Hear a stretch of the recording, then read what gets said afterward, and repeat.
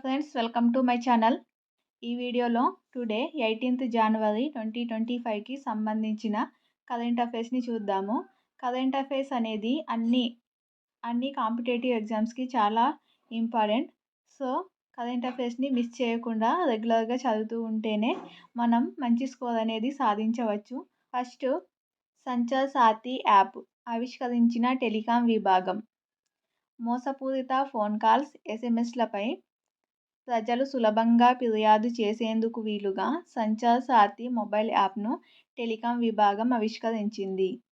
ఈ యాప్తో పాటు vision for national broadband mission 2.0 అలాగే డిజిటల్ భారత్ నిధి కార్యక్రమాలను కూడా టెలికాం మంత్రి జ్యోతిరాదిత్య సింధియా ఢిల్లీలో ప్రారంభించారు. టెలికాం మంత్రి జ్యోతిరాదిత్య సింధియా. అలాగే ఈ రెండు కార్యక్రమాల యొక్క ఉద్దేశం సురక్షిత వాతావరణాన్ని ఏర్పరచడం ద్వారా ప్రతి ఒక్క వినియోగదారుడు గోప్యత, భద్రతను పరిరక్షించడం. ఇది ఈ రెండు కార్యక్రమాల యొక్క ఉద్దేశం. అలాగే నెక్స్ట్, యువత నైపుణ్య శిక్షణకు సింగపూర్ సహకారం. సీఎం రేవంత్ రెడ్డి అలాగే ఐటీ శాఖ మంత్రి దుద్దిల్ల శ్రీధర్ బాబు సింగపూర్ పర్యటన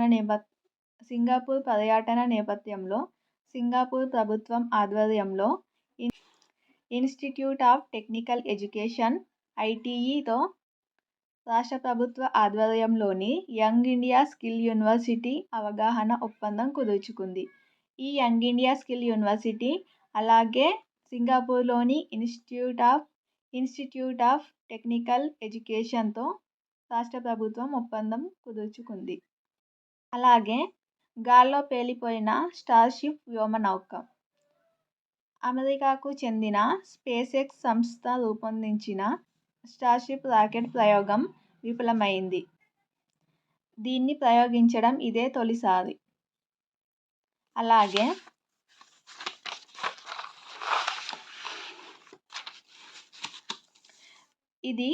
ఈ స్టార్షిప్ అనేది 123 మీటర్ల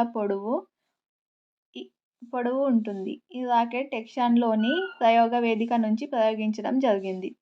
అలాగే నెక్స్ట్ చూసినట్లయితే తగ్గుతున్న చైనా జనాభా వరుసగా మూడవ ఏడాది తగ్గుదల కనిపించింది. 2024 సంవత్సరం చివరి నాటికి చైనాలో 140.8 కోట్ల జనాభా ఉంది.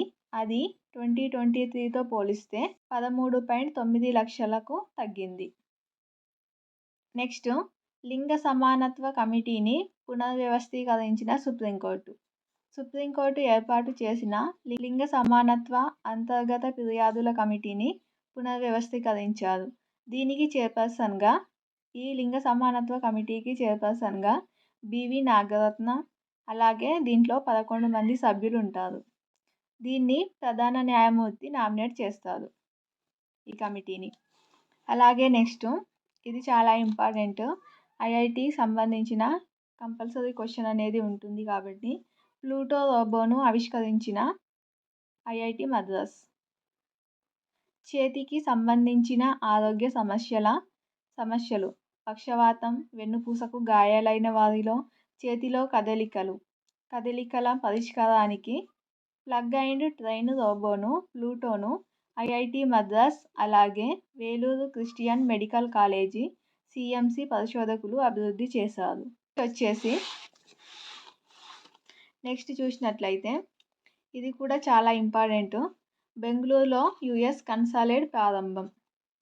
ఇండియాలో ఇప్పటికే 4 రాష్ట్రాల్లో అమెరికాకు చెందిన కన్సులేట్స్ ఉన్నాయి.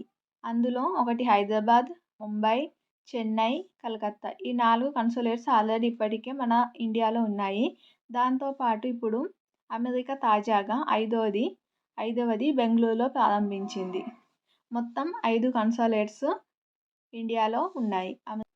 అలాగే నెక్స్ట్, 3 అణు సంస్థలపై ఆంక్షలు ఎత్తివేసిన అమెరికా. భారత్కు చెందిన 3 అణు సంస్థలపై ఆంక్షలు ఎత్తివేస్తూ అమెరికా తీసుకున్న నిర్ణయాన్ని కేంద్ర ప్రభుత్వం స్వాగతించింది. 1 బాబా అటామిక్ రీసెర్చ్ సెంటర్ బార్క్. అలాగే 2 Indira Gandhi atomic research centre IGCSE. CAR, 3 Indian rare earth ARE. ఈ 3 సంస్థలపై అమెరికా ఆంక్షలను ఎత్తివేసింది. అలాగే నెక్స్ట్ ఎకనామీకి సంబంధించి ఇది చాలా ఇంపార్టెంటు. వచ్చే భారత వృద్ధి 6.7% వరల్డ్ బ్యాంక్ అంచనా. వచ్చే 2 ఆర్థిక సంవత్సరాలు అంటే 2025, 2026 అలాగే 2026 to 2027లో ఈ 2 ఆర్థిక సంవత్సరాలలో భారత వృద్ధి రేటు అనేది 6.7గా కొనసాగవచ్చని ప్రపంచ బ్యాంకు, వరల్డ్ బ్యాంకు అంచనాను ప్రకటించింది. అలాగే IMF అంచనాలు. IMF కూడా ఈసారి పారిశ్రామిక కార్యకలాపాలు వేగంగా తగ్గడంతో భారత వృద్ధి రేటు 2026లో 6.5గా ఉండొచ్చని అంతర్జాతీయ ద్రవ్యనిధి IMF అంచనా వేసింది. IMF ఏమో 6.5గా అంచనా వేసింది. అలాగే వరల్డ్ బ్యాంక్ అయితే 6.7గా అంచనా వేసింది. ఇది ఫ్రెండ్స్ టుడే 18th January 2025కి సంబంధించిన ఇంపార్టెంట్ కరెంట్ అఫైర్స్. ఈ వీడియో నచ్చినట్లయితే లైక్ చేయండి. అలాగే మా ఛానల్ని ఫస్ట్ టైం చూస్తే సబ్స్క్రైబ్ చేయండి. Thank you for watching.